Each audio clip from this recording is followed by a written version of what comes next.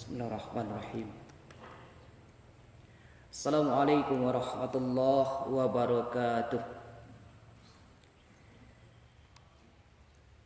Alhamdulillahi rabbil alamin. Alladzi khalaqal insan khalifatan fil ardi wallazi ja'ala kulla syai'in i'tibaran lil muttaqin. وجعل في قلوب المسلمين بهجة وسرورا أشهد أن لا إله إلا الله وحده لا شريك له وأشهد أن محمدا عبده ورسوله اللهم صل على محمد وعلى آل محمد فيا عباد الله أوصي ونفسي وإياكم بتقوى الله يا أيها الذين آمنوا اتقوا الله حق تقاته ولا تموتن إلا وأنتم مسلمون يا أيها الذين آمنوا اتقوا الله ولتنظر نفس ما قدمت لغد واتقوا الله إن الله خبير بما تعملون فإن أصدق الحديث كتاب الله وخير الهدي هدي محمد صلى الله عليه وسلم وشر الأمور محدثاتها وكل محدثة بدعة وكل بدعة ضلالة وكل ضلالة في النار. قال الله تعالى في كتابه الكريم أعوذ بالله من الشيطان الرجيم بسم الله الرحمن الرحيم وإذ قال ربك للملائكة إني خالق بشرا من صلصال من حماء مسنون صدق الله العظيم اللهم ارحمنا بالقرآن. Kaum muslimin dan kaum muslimat, as-saimin was-saimat, rahimani wa rahimakumullah. Marilah sama-sama kita bersyukur kepada Allah Subhanahu wa taala karena di sore hari ini kita masih diberi oleh Allah Subhanahu wa taala kesehatan dan kesempatan. Karena itu dua nikmat ini jangan pernah kita melupakan bersyukur kepada Allah Subhanahu wa taala. Pertama, kesehatan yang Allah berikan kepada kita masih bisa kita menunaikan kewajiban kita. Di antara kewajiban yang kita tunaikan yaitu mampu melaksanakan ibadah puasa Ramadan. Kemudian juga waktu luang. Walaupun dalam suasana seperti saat ini, wabah COVID-19 yang melanda negara kita tercinta Indonesia ini dan juga termasuk kota Bukit Tinggi, tetapi Allah masih memberikan peluang untuk kita memanfaatkan waktu. Bagaimana memanfaatkan waktu? Di waktu ini, di saat ini kita berada di rumah kita masing-masing misalkan. Dan di antara usaha pemerintah kita, terkhusus pemerintah Kota Bukit Tinggi, walaupun dalam suasana seperti saat ini banyak beribadah di rumah, dan satu peluang di antara sekian ibadah yang kita lakukan itu adalah mudah-mudahan kaum muslimin dan kaum muslimat dapat mendengarkan tausiah pada sore hari ini. Oleh karena itu sangat penting ini kita syukuri.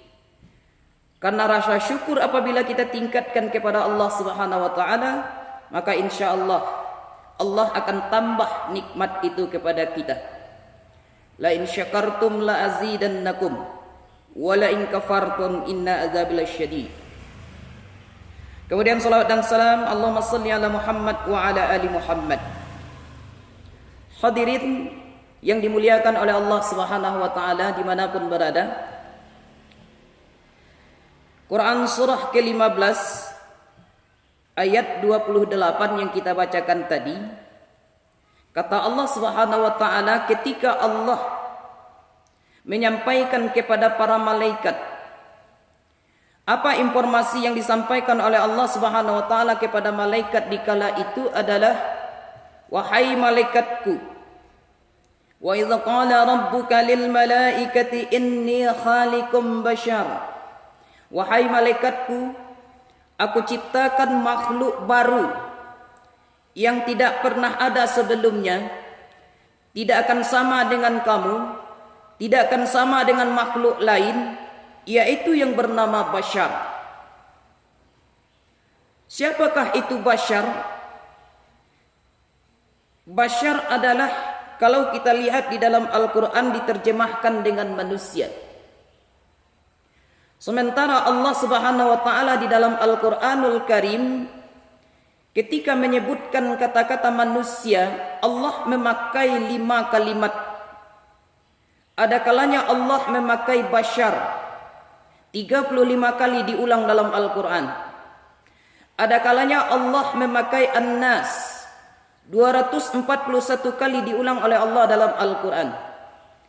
Ada kalanya Allah memakai Insan 65 kali diulang dalam Al-Quran. Ada kalanya Allah memakai kalimat Al-Ins, artinya juga manusia, 18 kali diulang oleh Allah dalam Al-Quran. Ada kalanya Allah menyebut Bani Adam 7 kali diulang oleh Allah di dalam Al-Quran. Sementara di dalam ayat ini Allah mengatakan Bashar. Ketika awal penciptaan manusia, maka Allah tidak memakai kalimat An-Nas, tidak memakai kalimat Insan, tidak memakai kalimat Al-Ins, tidak memakai kalimat Bani Adam, tetapi yang dipakai oleh Allah Subhanahu wa taala kalimat di dalam ayat ini adalah Bashar. Apa itu Bashar? Yaitu makhluk yang diciptakan oleh Allah dari saripati tanah yang dicampur kemudian diberi bentuk. Itulah dia manusia. Jadi kaum muslimin dan kaum muslimat rahimakumullah, awal penciptaan kita ini adalah berasal dari tanah yang dicampur kemudian diberi bentuk. Lalu setelah Allah sempurnakan penciptaannya, maka turun Quran surah 91 ayat 7 dan ayat 8. Wa nafsin wa ma sawwaha fa alhamaha fujuraha wa taqwaha. Maka ketika telah sempurna kami ciptakan manusia itu, kata Allah, maka kami ilhamkan 2 hal dalam dirinya. Apa yang 2 hal itu? Pertama disebut oleh Allah Subhanahu wa taala fujur, yang kedua disebut oleh Allah Subhanahu wa taala adalah takwa. Nah, 2 hal ini telah ada dalam diri kita tatkala manusia telah sempurna diciptakan oleh Allah Subhanahu wa taala. Pertama namanya fujur. Apa itu fujur? Itulah hawa nafsu. Atau nama lainnya adalah nafsu, yang mana Allah Subhanahu wa taala juga sudah menyebutkan dalam Al-Qur'an, innan nafsa la'ammaratun bis-su'i. Sesungguhnya hawa nafsu itu kalau kamu perturutkan adalah pasti membawa kepada keburukan. Hadirin, ternyata tidak nafsu yang Allah berikan kepada kita. Ada satu hal lagi yang sebagaimana Allah sebutkan tadi adalah namanya takwa. Hadirin yang dimuliakan oleh Allah Subhanahu wa taala dimanapun berada, maka ketika menyebut takwa, kata-kata takwa di dalam Al-Quran disebut oleh Allah Subhanahu wa taala berjumlah 115 kali.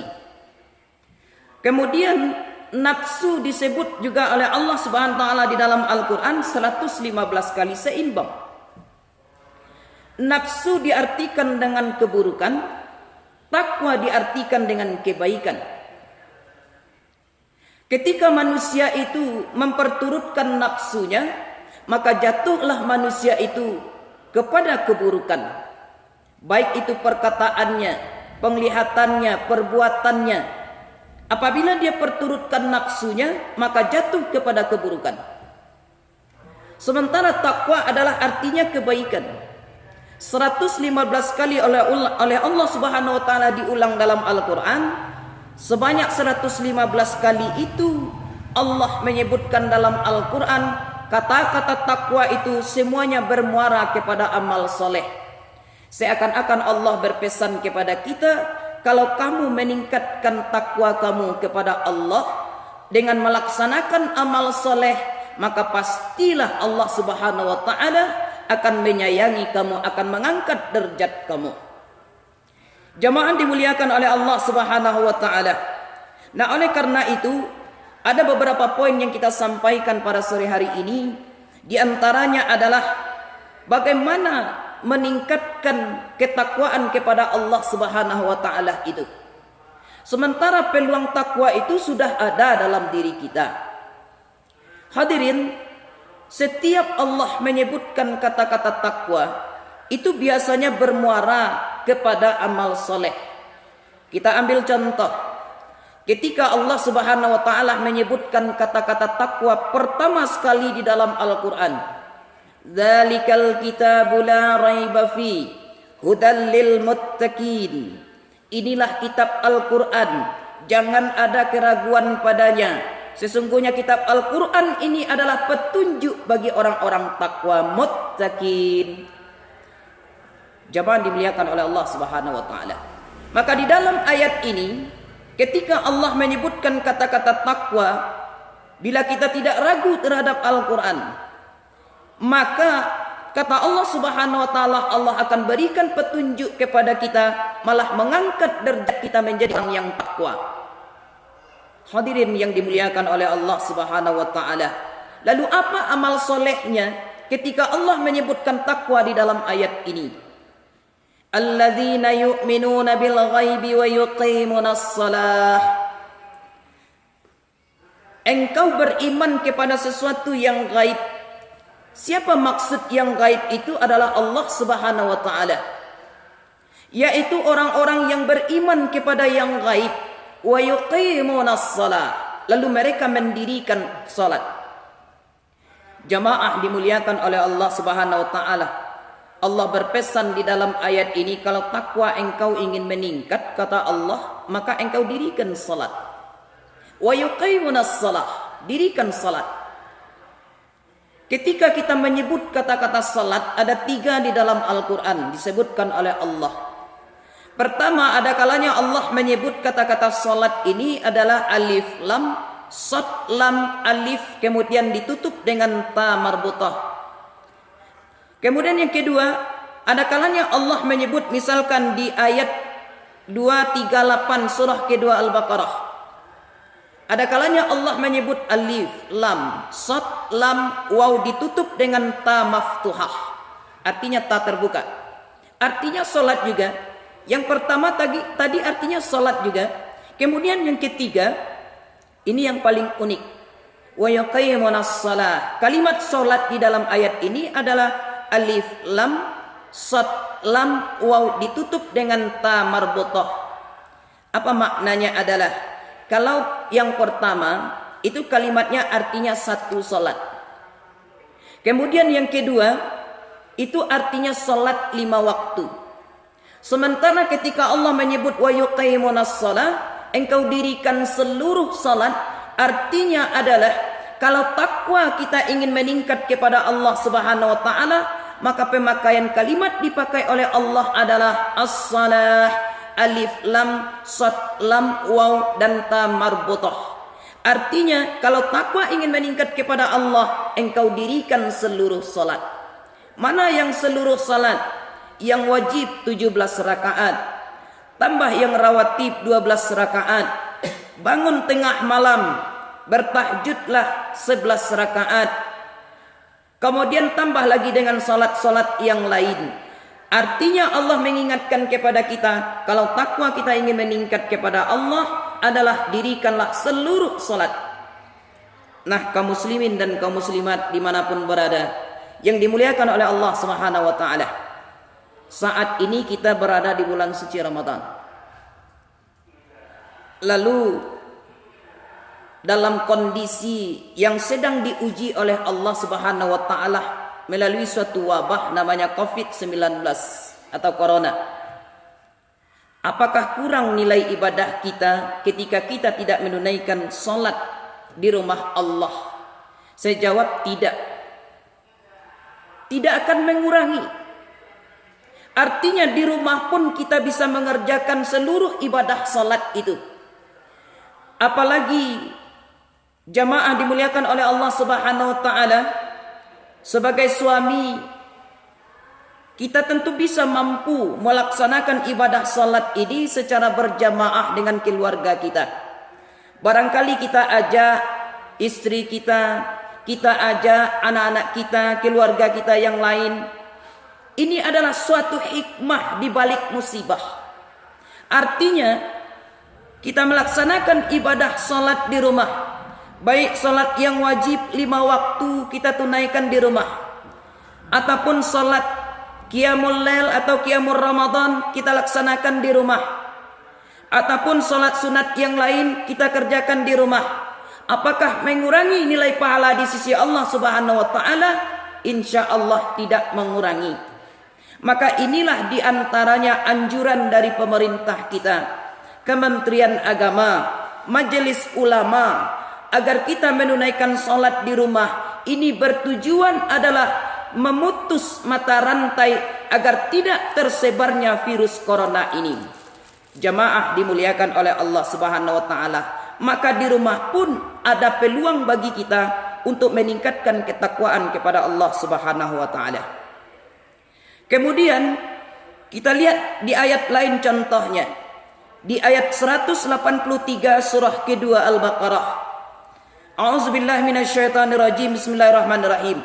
Ya ayyuhalladzina amanu kutiba alaikumus syiyam kama kutiba alal ladzina min qablikum la'allakum tattaqun.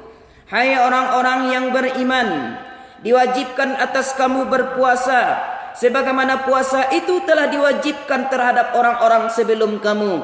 Lihat ayat terakhirnya, la'allakum tattaqun. Mudah-mudahan kamu menjadi orang takwa. Salat meningkatkan ketakwaan. Ibadah puasa pun juga meningkatkan ketakwaan kepada Allah Subhanahu wa Ta'ala. Nah, oleh karena itu, mari kita manfaatkan Ramadan ini sebaik-baiknya. Walaupun dalam suasana diuji oleh Allah Subhanahu wa Ta'ala seperti sebagaimana yang kita rasakan seperti saat ini, jangan kita kurangi ibadah kita. Mari sama-sama kita ajak keluarga kita, semuanya kita ajak bagaimana cara meningkatkan takwa kepada Allah Subhanahu wa Ta'ala. Di antaranya adalah mari tunaikan sebaik-baiknya ibadah puasa Ramadan ini. Jamaah dimuliakan oleh Allah Subhanahu wa Ta'ala, itu bagaimana Allah mengajarkan kepada kita agar meningkatkan ketakwaan kepada Allah Subhanahu wa Ta'ala. Dan juga ibadah-ibadah lain, infak juga meningkatkan ketakwaan kepada Allah. Sedekah, zakat, kurban, haji, umrah, semuanya bermuara kepada ketakwaan. Inilah diantaranya kenapa Allah Subhanahu wa Ta'ala awal pertama sekali ketika kita diciptakan oleh Allah, maka Allah ilhamkan potensi takwa itu sudah ada dalam diri kita. Tinggal kita lagi mau atau tidak untuk meningkatkan ketakwaan itu. Sebab dua hal ini pasti ada dalam diri manusia. Kalau tidak manusia baik, pasti manusia buruk. Kalau tidak manusia yang memperturutkan hawa nafsu, pasti manusia yang memperturutkan hawa nafsu. Nah, oleh karena itu, peluang yang Allah berikan kepada kita di antaranya pada bulan suci Ramadan ini adalah tingkatkan ketakwaan kepada Allah Subhanahu wa Ta'ala. Lalu apa dari esensi takwa itu kalau sudah meningkat dalam diri kita? Kata Allah di dalam Al-Quran, pertama Allah berikan setiap persoalan hidup maka Allah pasti berikan jalan keluarnya. Ini janji Allah kepada orang-orang yang bertakwa. Wa may yattaqillah yaj'al lahu makhraja. Quran surah ke-65 ayat 2. Siapa orang yang meningkatkan takwanya kepada Allah Subhanahu wa taala, maka Allah pastikan beri solusi setiap persoalan hidup yang dia hadapi. Kalau misalkan saat ini kita sedang diuji oleh Allah dengan wabah corona ini, maka semestinya adalah semakin dekat kita kepada Allah, semakin memperbanyak ibadah kita kepada Allah Subhanahu wa taala, agar takwa itu tercapai oleh kita. Kalau takwa sudah tercapai, apapun persoalan hidup yang kita hadapi, insya Allah akan Allah beri solusinya. Insya Allah akan Allah beri solusinya. Bagaimana solusinya? Tingkatkan takwa kepada Allah. Apapun persoalan kita, misalkan kalau kita dihadapi musibah saat ini, wabah saat ini, maka bila takwa kita tingkatkan kepada Allah, maka Allah akan segera angkat COVID-19 atau corona ini dari permukaan Indonesia ini. Tentu terutama terkhusus dari kota Bukit Tinggi ini insya Allah. Dengan catatan tingkatkan takwa kita kepada Allah Subhanahu wa taala. Yang kedua, Allah akan mudahkan segala urusan kita. Wa may yattaqillaha yaj'al lahu min amrihi yusra.